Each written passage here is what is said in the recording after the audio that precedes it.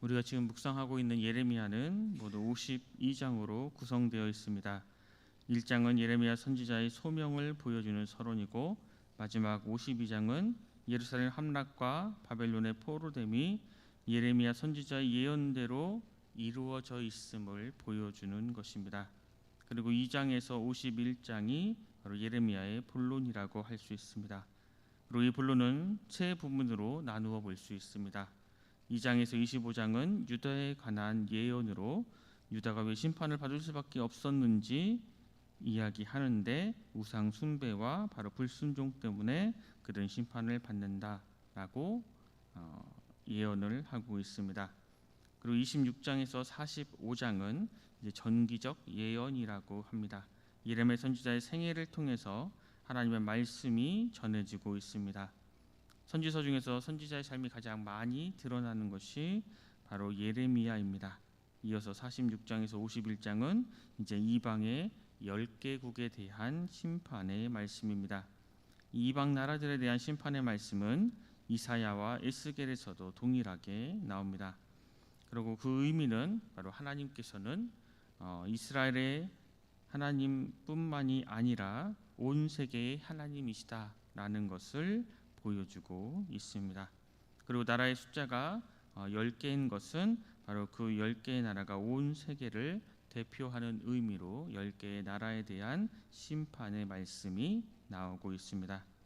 오늘 본문 중에서 45장은 정기적 예언의 마지막 부분으로 예레미야의 유다 심판의 예언을 대필하고 대언하는 그러한 사역을 감당했던 바로 바룩의 고뇌를 보여주면서 그의 마음을 위로하시고 그의 생명을 반드시 구원하겠다라는 하나님의 약속을 보여주고 있습니다.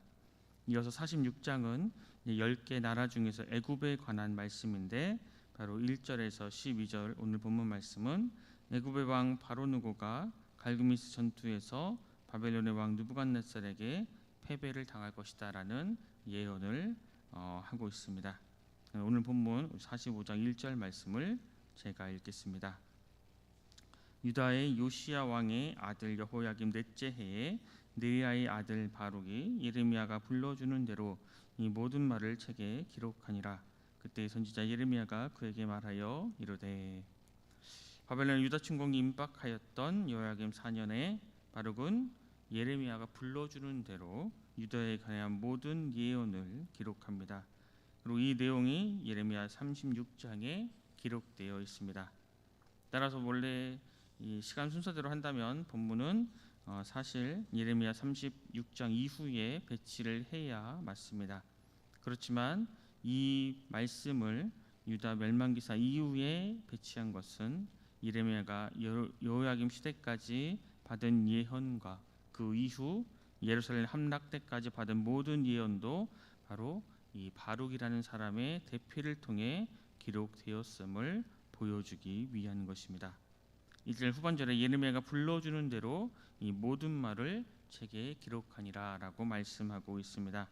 여기에서 바룩의 말씀에 대한 자세를 우리는 볼 수 있습니다. 말씀을 제대로 기록하려면 일단 들어야 합니다.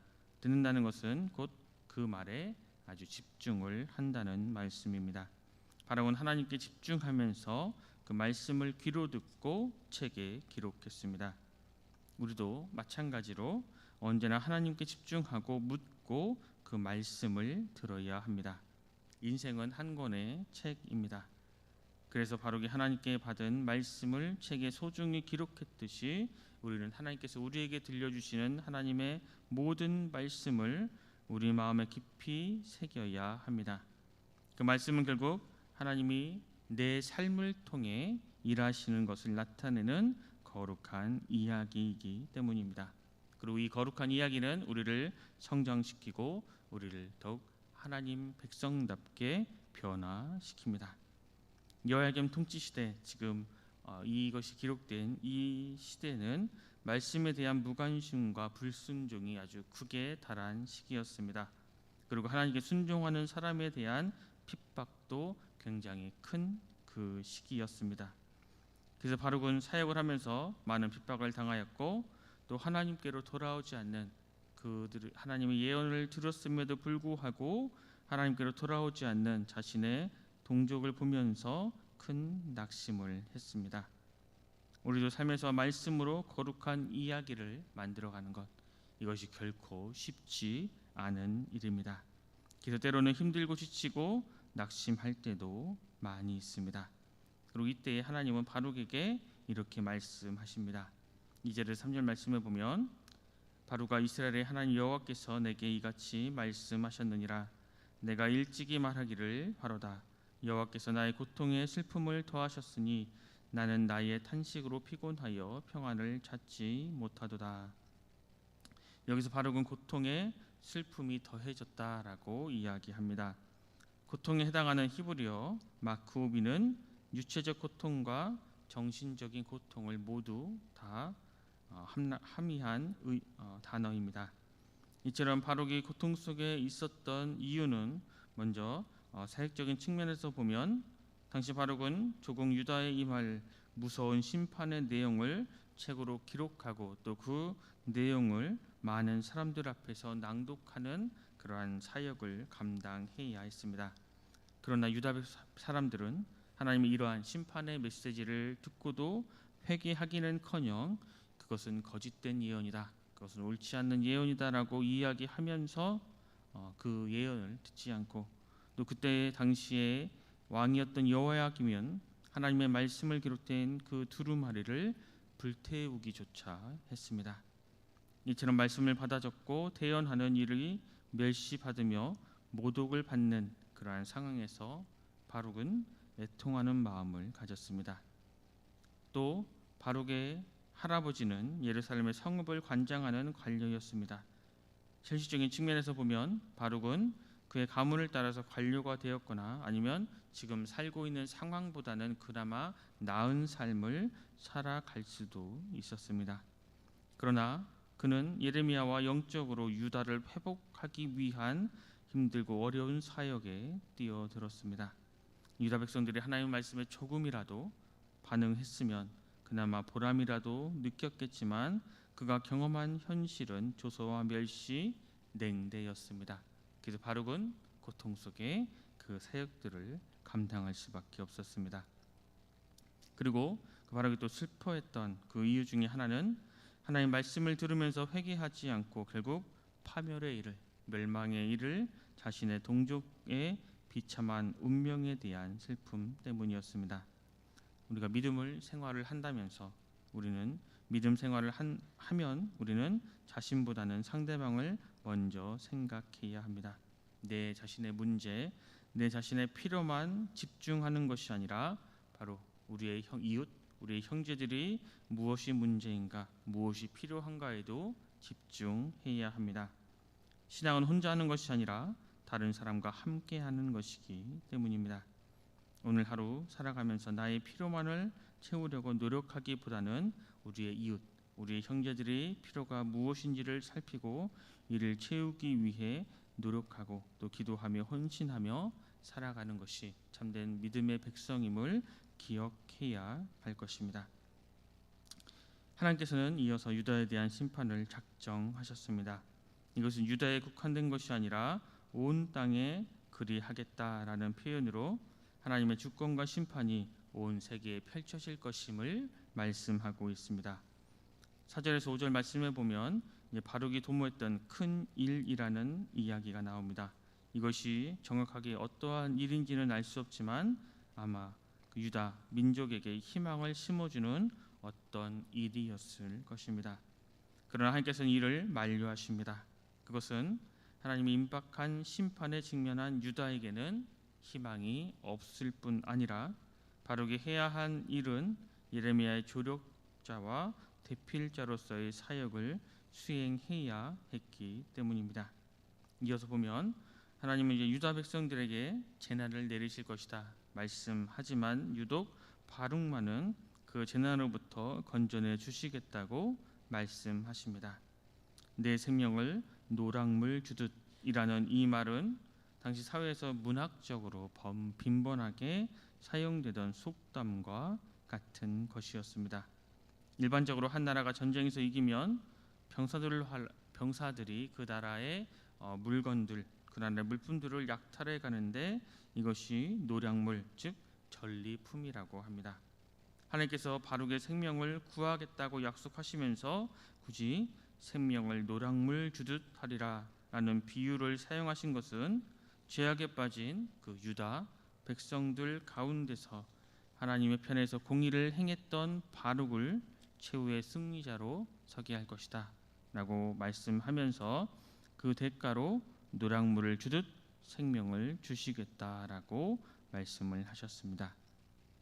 유다 백성은 죄악의 심판으로 죽음에 처하게 되지만 바룩은 그 믿음으로 생명에 거하게 됨을 말씀하고 있습니다.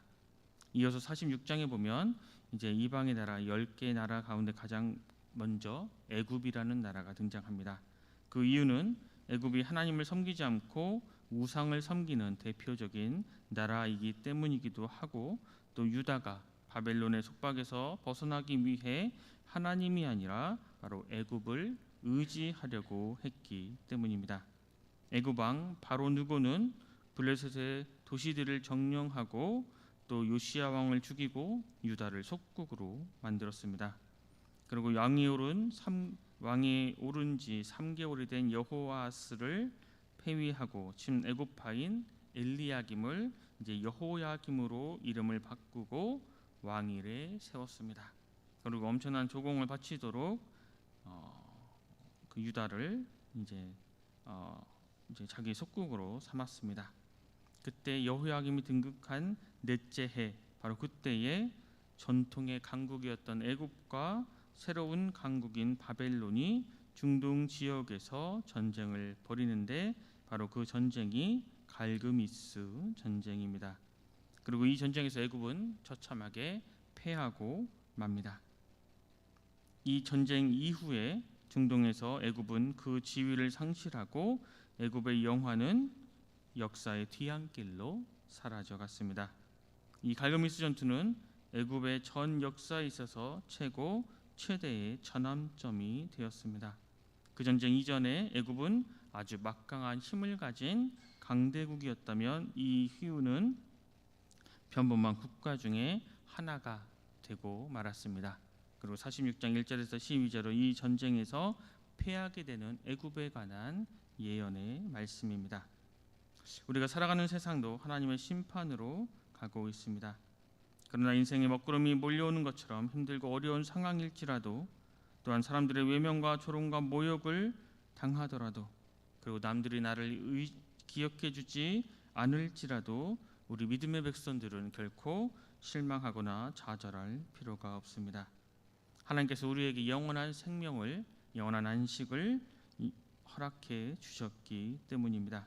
그래서 우리는 이 세상을 살아갈 때에 하나님께서 우리에게 주신 그 영원한 은혜와 그 영원한 생명으로 살아가는 사람들입니다.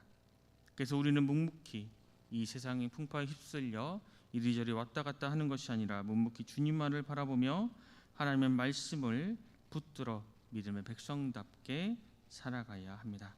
45장 5절 말미에 보면 내가 가는 모든 것에서라고 말씀하고 있습니다. 우리가 하나님의 말씀을 더 붙들고 하나님의 말씀을 우리의 중심 삼아 그것을 기준으로 삼아 살아간다면 우리가 가는 모든 곳 가운데 하나님의 그 말씀이 우리를 지키고 회복시키고 절망에서 소망으로 변화되는 생명의 은혜를 우리는 경험할 수 있을 것입니다. 오늘 하루를 살아갈 때에 하나님과 함께 승리하시며 그 믿음으로 하나님과 거룩한 이야기를 함께 써내려가는 우리 승천성께 믿음의 백성들이 되시기를 간절히 소망합니다. 기도하겠습니다.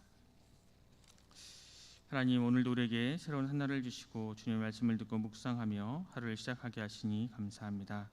주님, 바룩이 예레미야를 통해 하나님 말씀을 듣고 기록하며 대언했던 일을 했던 것을 오늘 말씀을 통해 배웠습니다.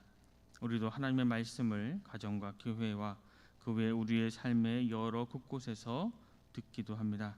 그러나 그 말씀을 마음에 새기고 거룩한 이야기를 써내려 가기보다는 삶의 현실적인 문제로 인해 흔들리고 좌절하고 낙심했던 일이 더 많았음을 고백합니다.